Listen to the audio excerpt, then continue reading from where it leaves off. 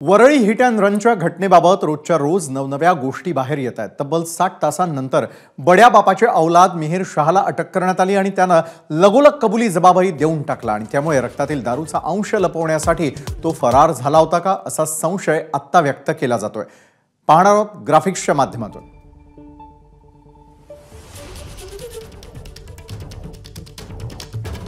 मिहिरचे कारनामे पोलिसांचे कोर्टात दावे। अपघातावेळी स्वतः मिहिरच गाडी चालवत होता।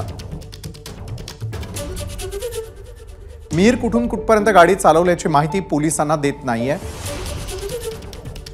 दारू पिऊन गाडी चालवल्याचं अमान्य। अपघातानंतर मिहिरनं घाबरून घटनास्थळावरून पळ काढला। घाबरलेल्या मिहिरनं वडील पोहोचण्याआधीच पळ काढला।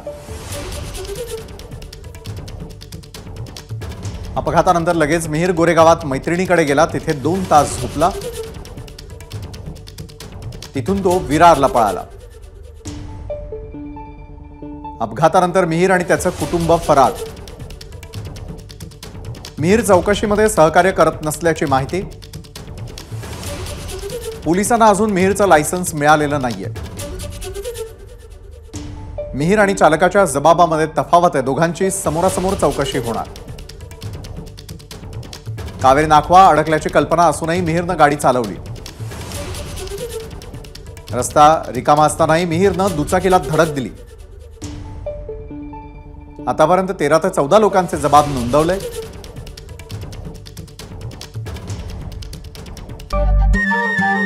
नमस्कार। मनसुद्धा तुझं ही वेगळ्याच प्रकारची मालिका तुम्हा सगळ्यांना खूप आवडली होती। याचा दुसरा सीझन कधी येणार अशी विचारणा झाली। प्रतीक्षा संपली आहे मित्रांनो। येतोय मनसुद्धा तुझंचा दुसरा सीझन। होई मन